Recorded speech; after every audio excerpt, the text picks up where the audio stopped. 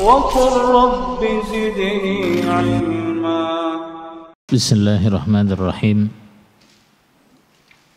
الحمد لله رب العالمين،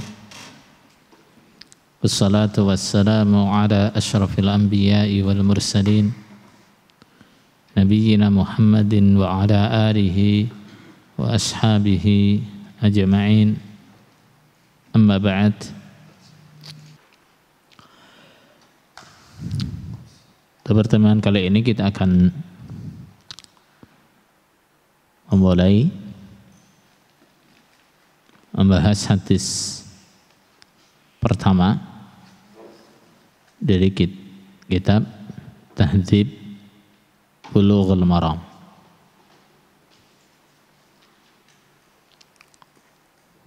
Qala al-muallif Kitabut Taharah. Apa artinya kitab? Kitab secara bahasa adalah kalimat dengan susunan huruf yang pokok kaf, ta, ba. Kaf, ta, ba. Ia menunjukkan makna jama', mengumpulkan.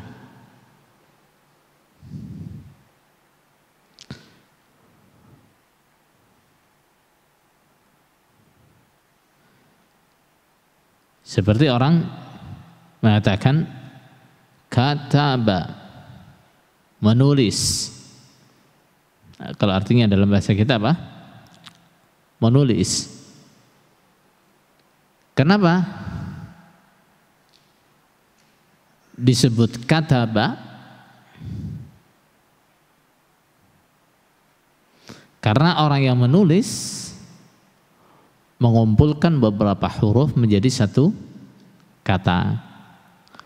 Mengumpulkan beberapa kata menjadi satu kalimat.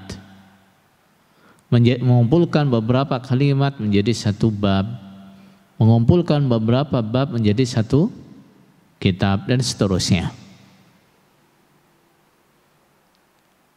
Kataba artinya adalah mengumpulkan.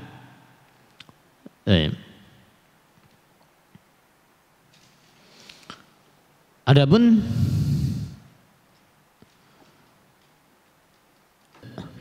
kitab adalah isim yang bermakna maktub. Bermakna apa? Maktub, dikumpulkan. Kenapa? Karena di dalam kitab ini penulis mengumpulkan beberapa hadis menjadi satu bab, mengumpulkan beberapa bab menjadi satu kitab.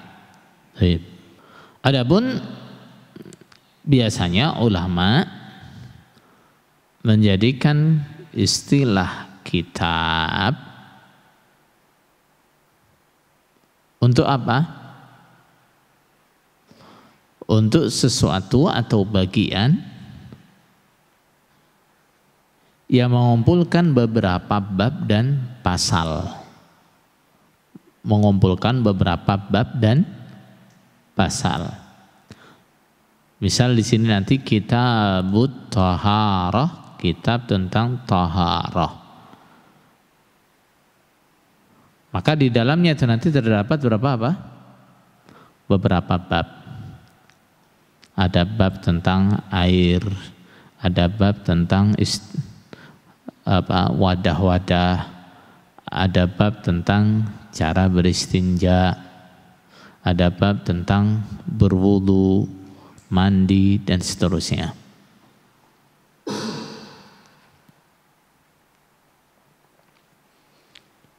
Jadi istilah kitab oleh para ulama dalam penulisan buku biasanya digunakan untuk apa? Bagian besar yang mengumpulkan beberapa bab dan pasal-pasal.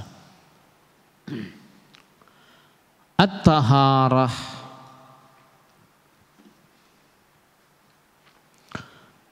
Mana taharah? Adalah an-nadhafah wan nazahah anil aqdharil hissiyah wal ma'nawiyah. Bersih atau membersihkan diri atau apa saja dari aqdar. Aqdar itu apa? Kotoran-kotoran. Baik yang ada fisiknya, yang hissi, ataupun yang tidak ada fisiknya, yang maknawi.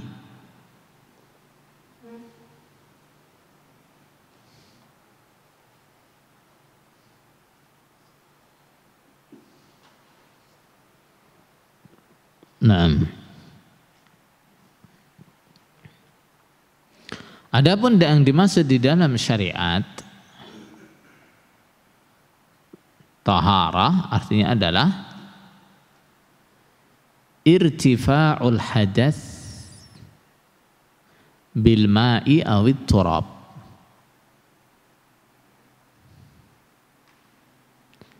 menghilangkan hadath dengan air atau dengan debu. Dengan air seperti mandi dan wudu. Dengan debu adalah tayammum. Wa zawalun najasah, dan hilangnya najis. Hilangnya najis. Jadi kalau dalam hadas maknanya taharah adalah menghilangkannya. Berarti harus ada pekerjaan dari mukallaf atau dari hamba. Paham? Ketika kita ada hadas, maka harus ada yang kita kerjakan sehingga hadas itu hilang. Kita wudu, kita mandi. Sedangkan dalam masalah najis, kalimatnya bagaimana? Wa zawadun najasat, dan hilangnya najis. Hilangnya najis berarti tidak harus ada sesuatu yang kita kerjakan, atau tidak harus disengaja. Seandainya najis itu hilang tanpa kita yang menghilangkannya, maka itu hukumnya sudah suci. Misalnya saya ada pakaian terkena najis, saya taruh di luar rumah, tiba-tiba turun hujan deras. Setelah hujan saya lihat pakaiannya sudah bersih, maka itu hukumnya sudah suci walaupun saya tidak mensucikannya. Baik. At-taharah artinya adalah menghilangkan hadas baik dengan air ataupun dengan debu dan hilangnya najis. Itu yang dimaksud dengan taharah. Nah, kitabut taharah berarti kitab ini nanti berhubungan dengan bab-bab atau masalah-masalah yang berkaitan dengan bagaimana cara menghilangkan hadas, bagaimana cara menghilangkan najis, apa saja yang bisa digunakan untuk menghilangkan hadas, apa saja yang bisa digunakan untuk menghilangkan najis. Hadas itu apa saja, najis itu apa saja. Itu nanti semuanya akan dibahas di mana? Di dalam kitabut taharah. Baik. Pertanyaan, kenapa para ulama ketika menyusun kitab fikih, kitab hadis, mereka selalu menjadikan kitab taharah paling depan?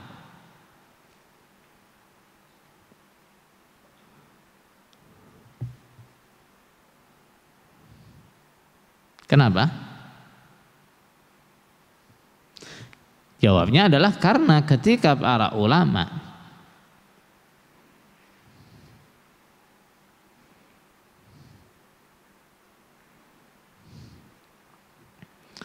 mengkaji dalil-dalil baik dari Al-Quran ataupun Al-Hadis yang berkaitan dengan rukun Islam,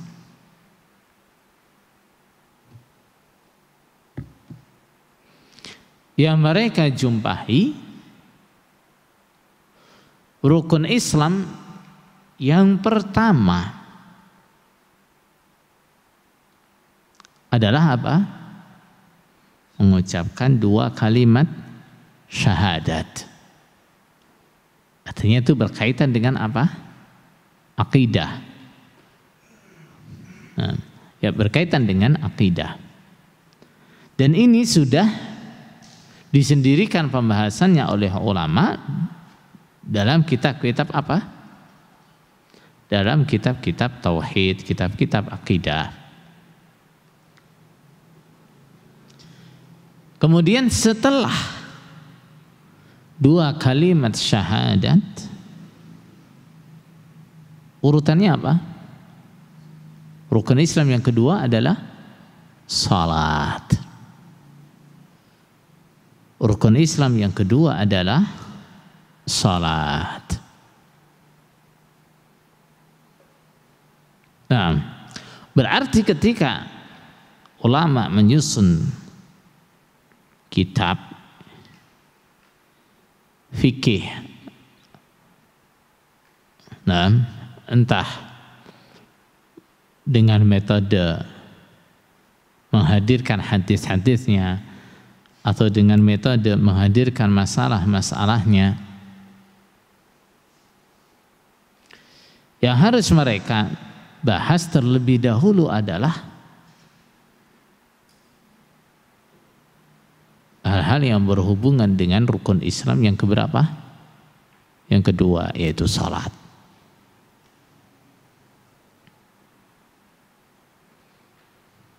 Nah, kemudian mereka menjumpai bahwa taharah itu adalah kuncinya salat. Taharah adalah kuncinya salat. Artinya mereka tidak mungkin memulai salat, masuk ke dalam pekerjaan salat, kecuali dalam keadaan suci. Kecuali dalam keadaan suci. Maka inilah yang menyebabkan ulama selalu menjadikan kitab taharah di awal semua kitab-kitab fikih. Kenapa? Karena taharah adalah kuncinya salat. Baik. Kemudian karena taharah itu membutuhkan alat. Apa alatnya orang taharah? Alatnya taharah apa? Air dan debu. Air atau debu sebagai gantinya air. Karena taharah membutuhkan alat, yaitu alatnya adalah air atau debu sebagai gantinya, maka bab yang pertama dalam kitab taharah adalah bab apa? Bab apa? Babul miyah. Babul miyah. Bab tentang beberapa air. Bab itu apa? Bab itu pintu. Nah, bab adalah apa? Pintu. Jalan kita untuk keluar masuk. Itu namanya bab. Adapun ulama biasanya menggunakannya untuk apa? Untuk bagian buku, bagian kitab, nah, yang mencakup beberapa pasal dan masalah. Jadi ini bagiannya lebih kecil daripada apa? Kitab. Nah, setelah kitab, maka bagian berikutnya adalah bab.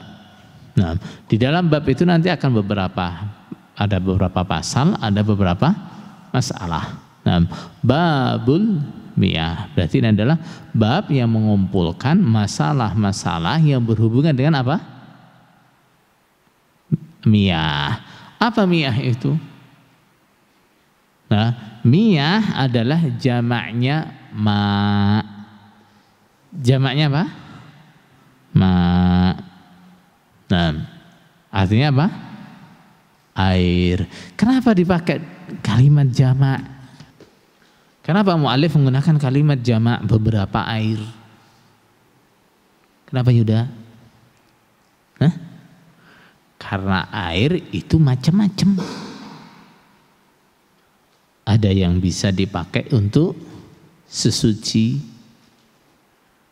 Ada yang hanya bisa dipakai untuk keperluan adat. Seperti apa? Masak, makan, minum. Ada yang tidak bisa dipakai untuk sesuci, juga tidak bisa dipakai untuk keperluan adat. Nah, itu nanti akan dibahas. Paham tuh? Nah, makanya babnya babul miyah, bab beberapa air.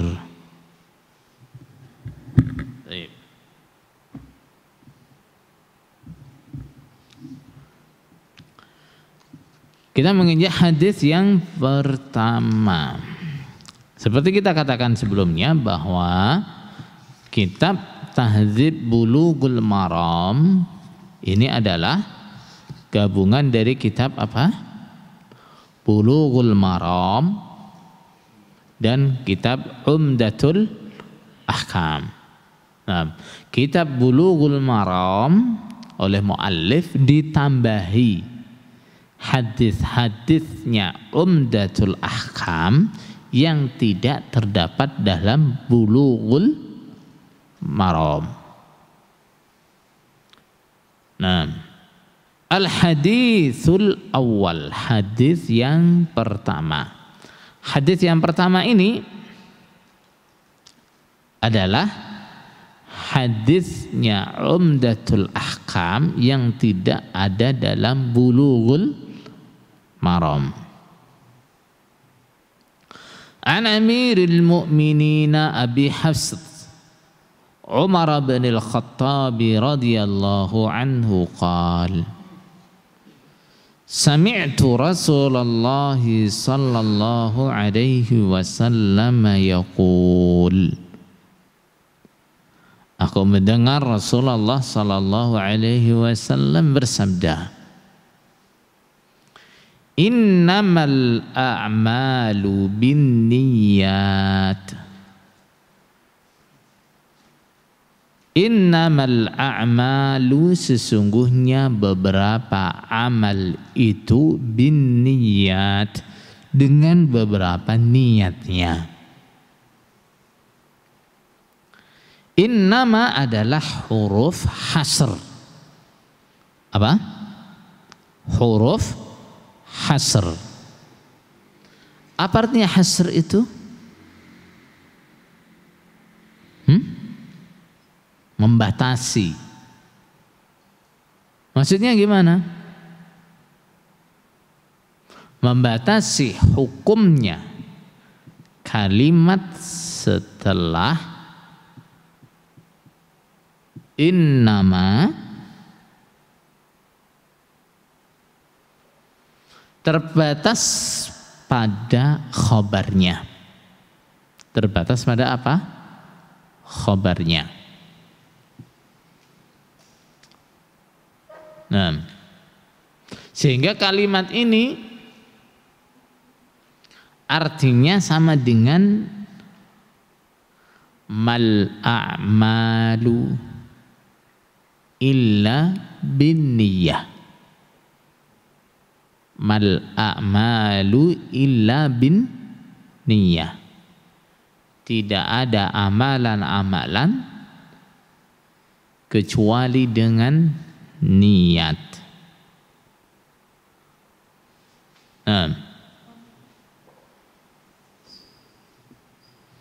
Bin niat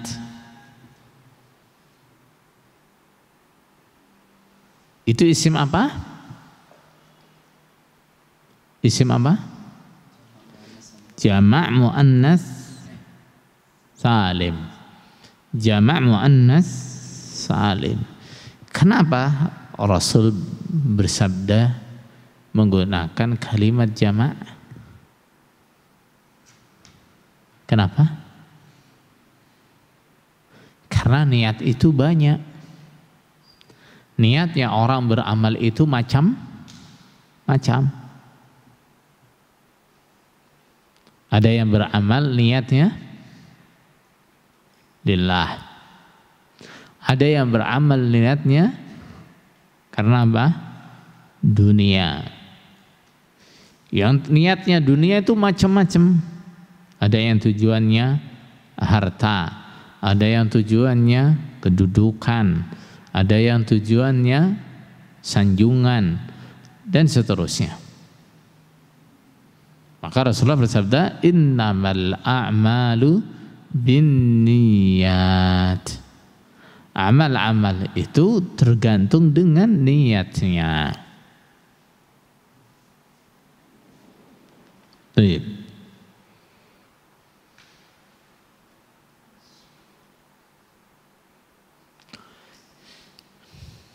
Yang tergantung dengan niat apanya?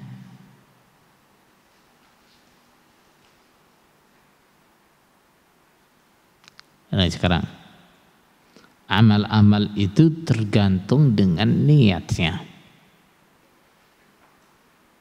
Yang tergantung dengan niat apanya?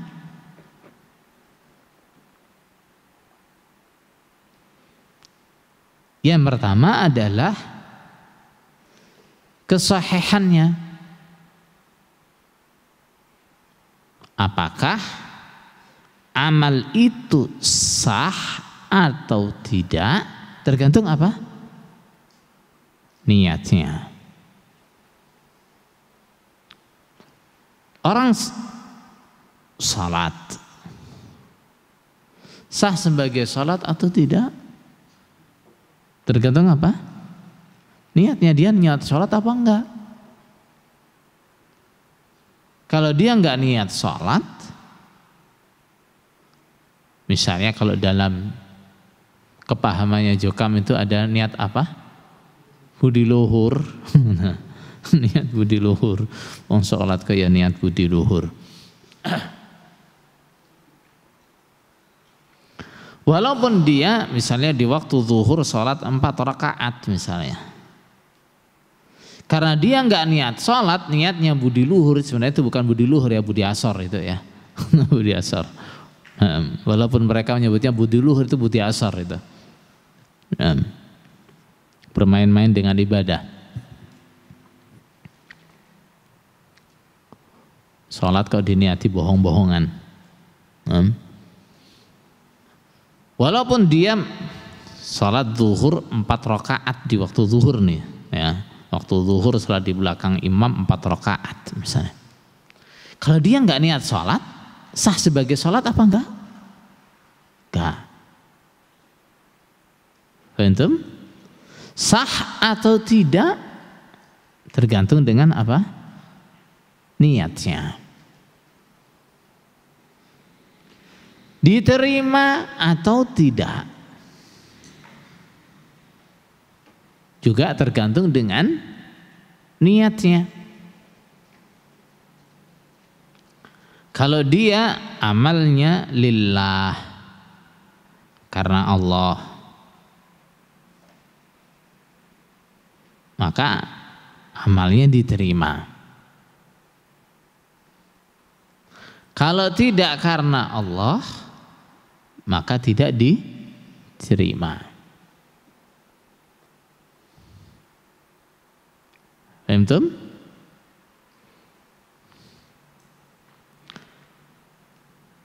Kalau itu ibadah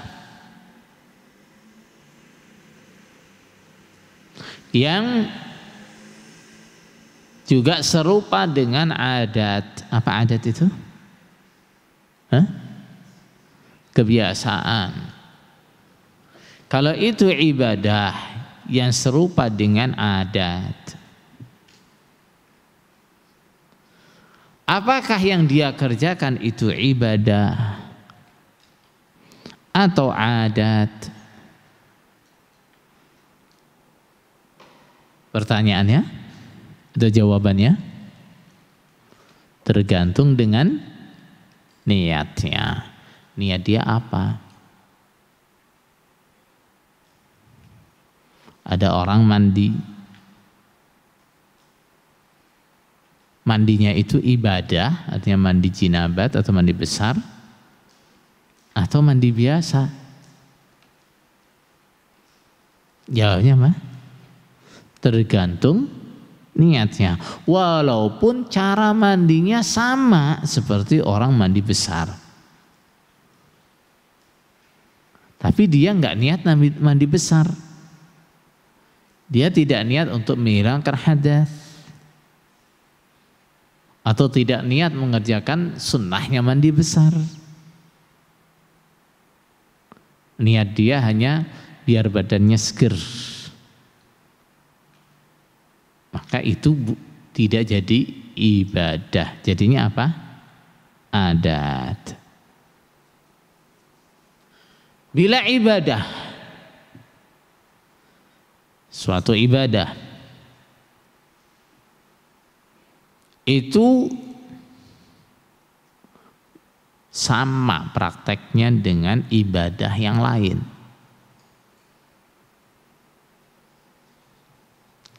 maka yang membedakan antara ibadah yang satu dengan ibadah yang lain itu apa? Niatnya.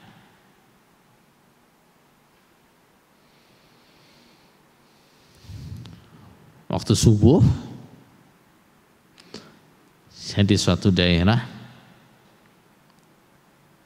nggak ada orang Islam lain,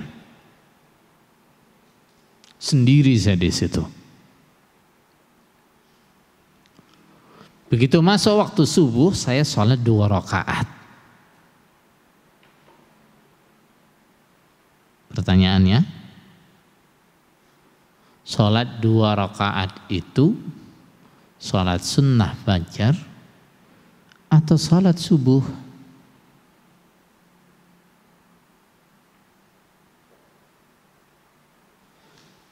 Jawabnya gimana?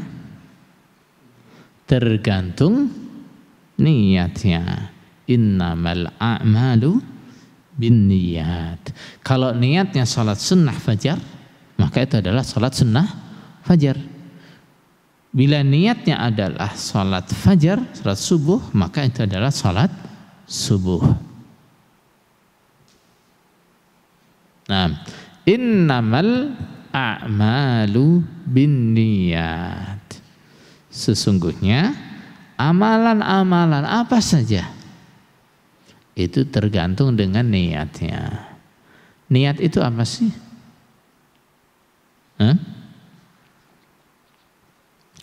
Niat itu kalau secara bahasa artinya adalah al-qasd.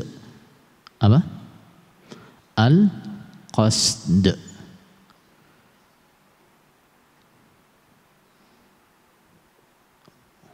Tujuan.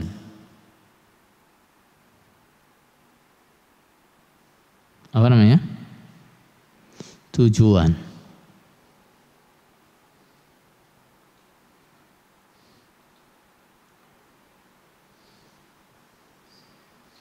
Nah,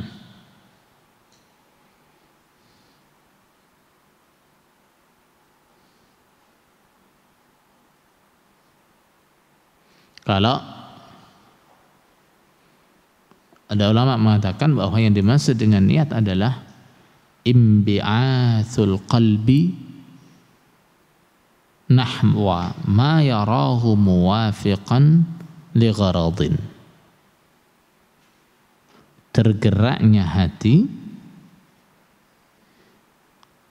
ke arah yang dia lihat atau dia anggap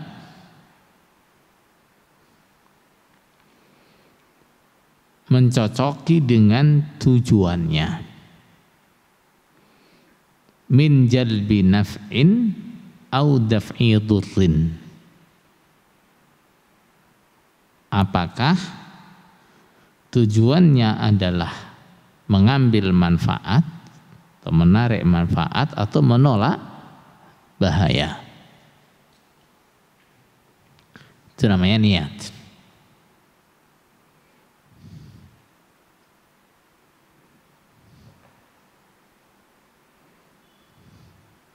Misal,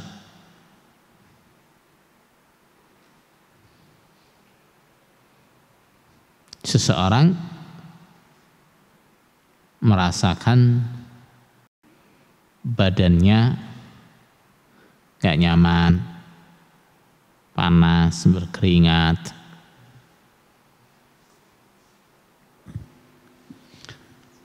Kemudian dia ingin terbebas dari ketidaknyamanan panas atau keringat itu.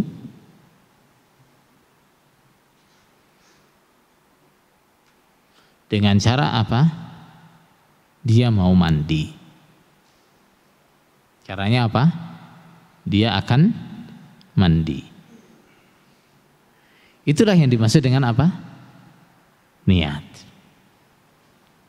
Saya mau mandi. Kenapa?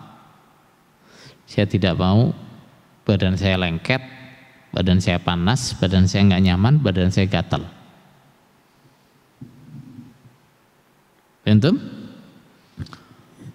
Itu kalau dididik secara apa? Secara bahasa. Adapun di dalam syariat yang dimaksud dengan niat apa?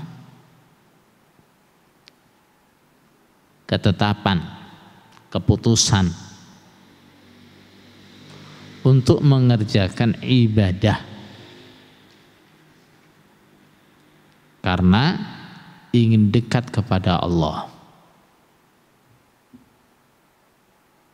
Itu yang dimaksud dengan apa? Niat. Keputusan untuk mengerjakan suatu ibadah supaya dekat dengan Allah. Nah, dari pengertian niat baik secara bahasa ataupun secara syariat, kita ketahui bahwa niat itu tempatnya di mana? Niat itu tempatnya di hati. Baik. Qala innamal a'malu binniyat. Sesungguhnya amalan-amalan itu semuanya tergantung dengan niat. Wa fi riwayatin binniyah. Dan di dalam suatu riwayat, riwayatnya adalah binniyah. Dengan apa? Isim mufrad dan bentuk mufrad. Binniyah. Sesungguhnya amalan-amalan itu tergantung dengan niat. Wa innama likulli imri'in ma nawa. Wa innama dan sesungguhnya likulli imri'in bagi setiap seseorang ma apa nawa yang dia berniat. Sama lafaz innama itu tadi huruf apa? Hasr. Yang artinya sama dengan gimana?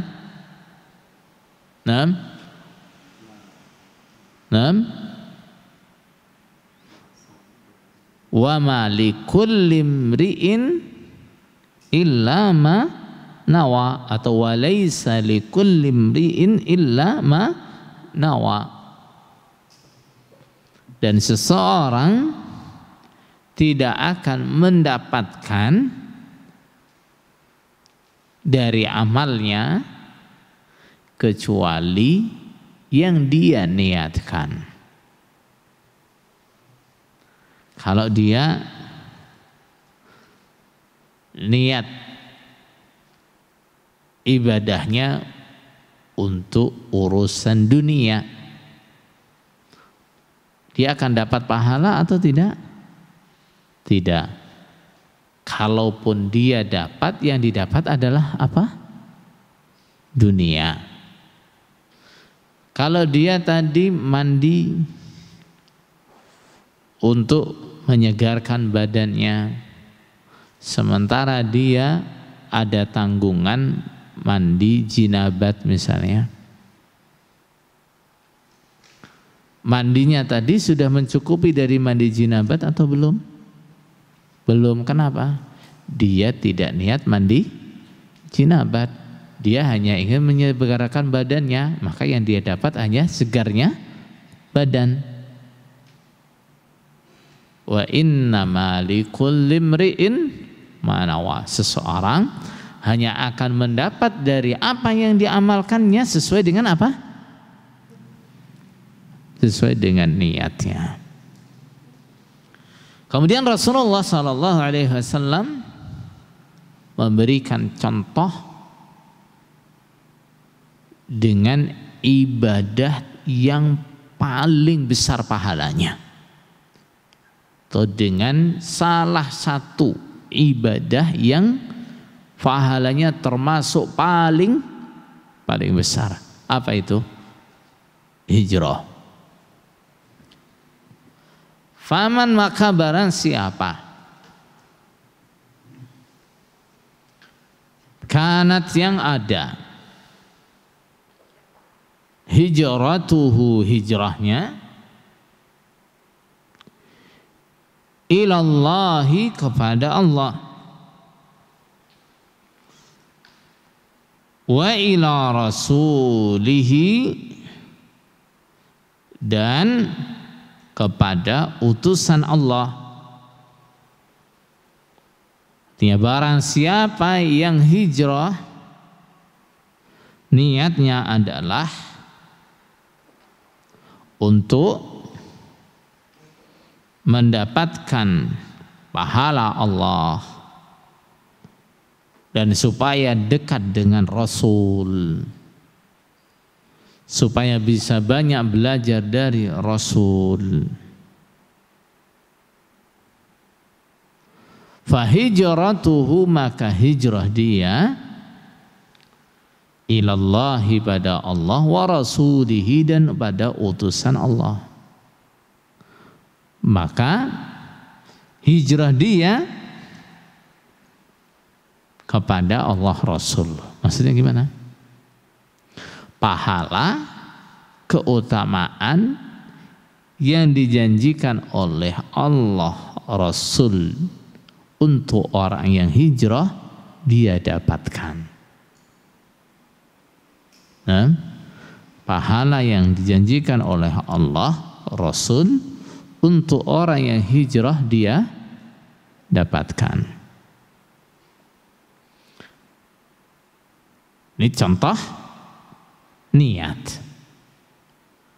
Barang siapa yang hijrah misalnya, tujuannya adalah pahala Allah, tujuannya adalah supaya dekat dengan Rasul, tujuannya supaya banyak belajar dari Rasul, maka dia akan mendapatkan pahala yang dijanjikan oleh Allah Rasul untuk orang-orang yang hijrah.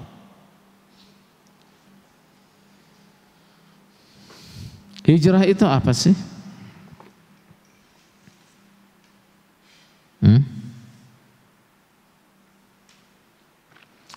Hijrah itu adalah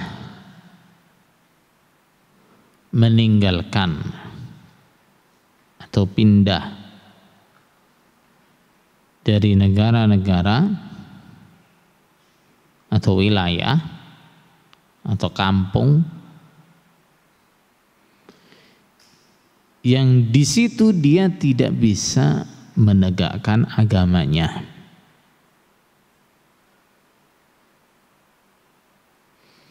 Menuju ke daerah-daerah yang dia bisa menegakkan agamanya.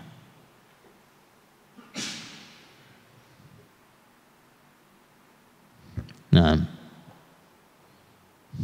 kalau di zaman Rasul sebelum Fathu Makkah, artinya hijrah itu adalah meninggalkan kampung-kampungnya untuk menuju mana? Madinah. Untuk pindah ke Madinah. Tapi hijrah yang seperti ini, hijrah dari pedalaman, hijrah dari Makkah menuju Madinah, itu sudah tidak ada sejak kapan? Sejak Fathu Makkah. La hijrata ba'dal fathi. Tidak ada hijrah setelah Fathu Makkah. Nah, tidak ada hijrah setelah Fathu Makkah itu maksudnya hijrah dari Makkah ke Madinah atau hijrah dari kampung-kampung, pedalaman-pedalaman menuju ke Madinah, itu sudah tidak ada setelah Fathu Makkah. Adapun hijrah dalam pengertian yang lebih umum, yaitu meninggalkan tempat-tempat yang kita tidak bisa menegakkan agama kita, tidak bisa menegakkan syiar agama kita, menuju ke tempat-tempat yang kita bisa menegakkan agama kita, itu tetap berlaku sampai kapan?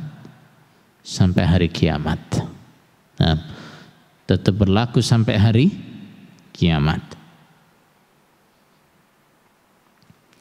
Waman dan barang siapa kanat yang ada hijratuhu hijrah dia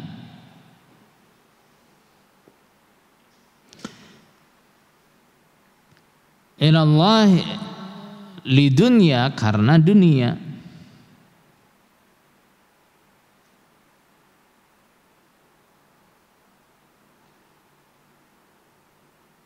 yusibuha yang mendapatkan dia pada dunia,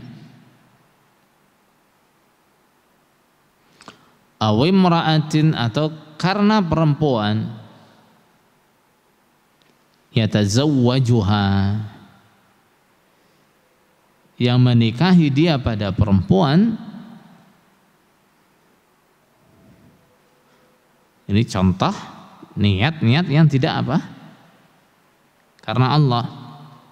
Fahijratuhu maka hijrah dia ilama kepada apa-apa, hajara yang hijrah dia ilahi kepada ma. Kalimat ini digunakan untuk apa nih? Fahijratuhu ila ma hajara ilaih. Hijrahnya kepada apa yang menjadi tujuan hijrahnya. Ini digunakan untuk apa ini? Untuk merendahkan, mengecilkan apa yang menjadi tujuan hijrahnya. Sehingga tidak disebut hijrah maka dia akan mendapatkan dunia, nah, maka dia akan mendapatkan perempuan yang dinikahi. Enggak. Nah, kalimat yang digunakan fahijratuhu ila ma hajara ilaih. Nah, hijrahnya yang dia dapat adalah apa yang menjadi tujuan hijrahnya. Nah, sebaliknya orang yang hijrah tujuan dia hanya untuk mendapatkan dunia. Hijrah karena melihat, wah, di Madinah banyak pendatang. Kalau saya hijrah ke Madinah, di sana penduduknya tambah ramai, harapannya nanti peluang bisnis tambah besar di sana. Atau karena ada perempuan yang dia cintai, perempuan yang dia sukai, perempuan yang ingin dia nikahi, juga hijrah ke Madinah. Kalau saya nggak hijrah, saya nggak bisa nikah dengan dia. Maka orang yang hijrah dengan niat seperti itu, kalau dia dapat, apa yang dia dapat? Ya tujuan hijrahnya saja. Nah, hadis ini adalah hadis yang luar biasa agung, hadis yang sangat penting,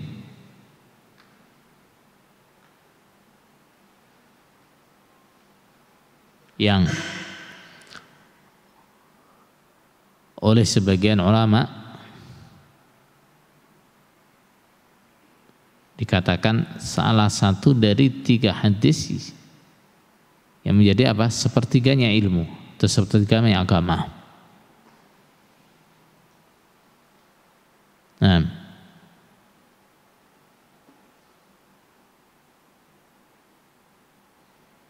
kenapa disebut begitu? Ada yang menyebutkan sepertiganya agama, ada yang menyebutnya setengahnya agama. Kenapa tuh? Karena besarnya kandungan faidah yang terdapat dalam hadis ini. Kalau kita mengkaji masalah fikih,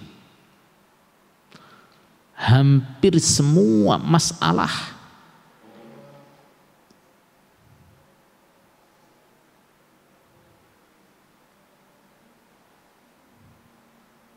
berhubungan dengan hadis ini, atau hadis ini masuk ke dalam semua masalah dalam masalah-masalah fikih.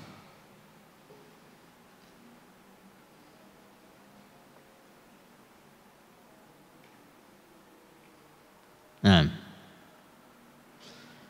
di sisi lain hadis ini adalah salah satu kaidah utama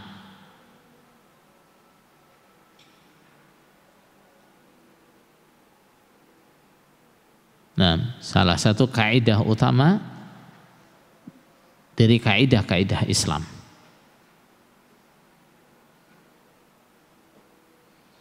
Kalau kita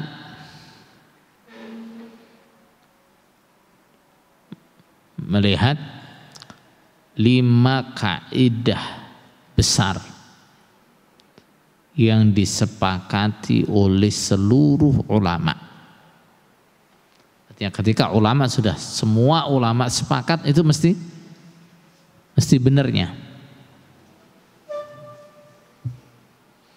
Kaidah itu diambil dari hadis ini. Kaidah apa itu? Al-umuru bimaqasidiha.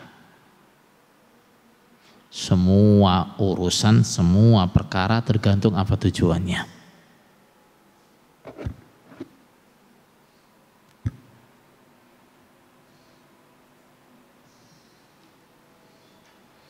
Kalau tadi ada yang mengatakan hadis ini adalah separuhnya agama,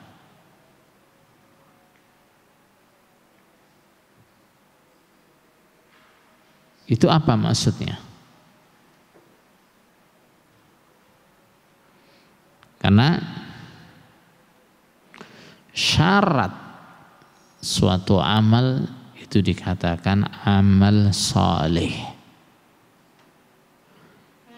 Syarat suatu amal itu diterima oleh Allah adalah apa? Syaratnya ada berapa? Ada 2. Apa itu? Al-ikhlasu wal mutaba'ah. Ikhlas, niat yang karena Allah, wal mutaba'ah, dan mengikuti sunnah Rasulullah sallallahu alaihi wasallam. Nah, sehingga ukuran suatu amal itu diterima atau tidak timbangannya ada berapa? Ada dua. Timbangan yang zahir dan timbangan yang batin.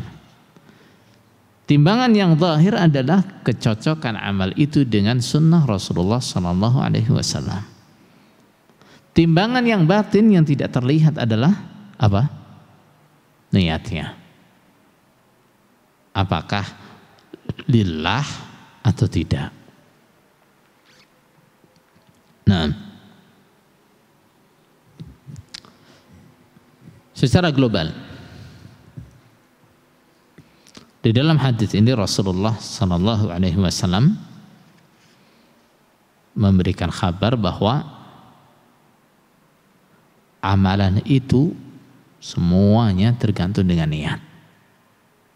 Madarnya amal, apa madarnya amal? Tempat berputarnya amal, porosnya amal. Kuncinya amal itu adalah pada niat. Jika niatnya benar, niatnya baik, maka amal itu diterima. Jika niatnya tidak benar, niatnya tidak baik, maka amal itu tidak diterima. Maka amal itu diterima. Bila tidak benar, tidak baik, tidak diterima. Kenapa? Innallaha aghna syuraka'i anasyirk. Allah adalah zat yang paling tidak membutuhkan sekutu. Maka barang siapa yang mengerjakan suatu amalan asyraka fihi ma'i ghairi, di dalam amal itu dia menyertakan selainku denganku, taraktuhu wa syirkahu, aku tinggalkan dia bersama dengan syiriknya. Aku tidak butuh amalnya yang syirik. Semua amalan tergantung dengan niatnya, diterima atau tidak, sah atau tidak, semuanya tergantung dengan amalnya. Kemudian Rasulullah SAW memberikan contoh. Contohnya apa? Contohnya adalah ibadah yang termasuk paling afdal, ibadah yang termasuk paling besar pahalanya, yaitu hijrah. Contohnya orang hijrah.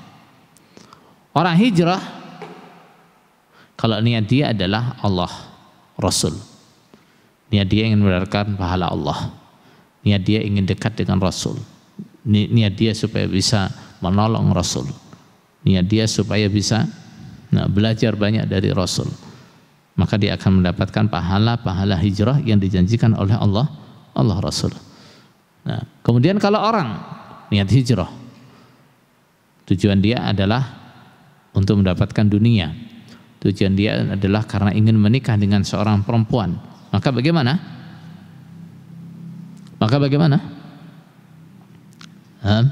Maka yang dia dapat adalah apa yang menjadi tujuan hijrahnya saja. Kalau dapat, kalau dapat, ya itu saja yang dia dapat. Karena Allah tidak menjanjikan. Yang Allah janjikan dari hijrah apa? Pahala. Kalau tujuan dia bukan apa yang dijanjikan oleh Allah, maka dia tidak akan mendapatkan apa yang dijanjikan oleh Allah.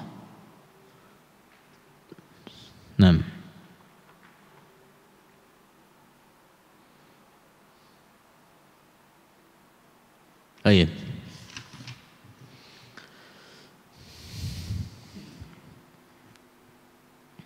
Naqifu lis-salah wa nukmilu ba'da as-salah insyaallah. Subhana rabbika rabbil izzati amma yasifun wa salamun 'alal mursalin walhamdulillahi rabbil alamin.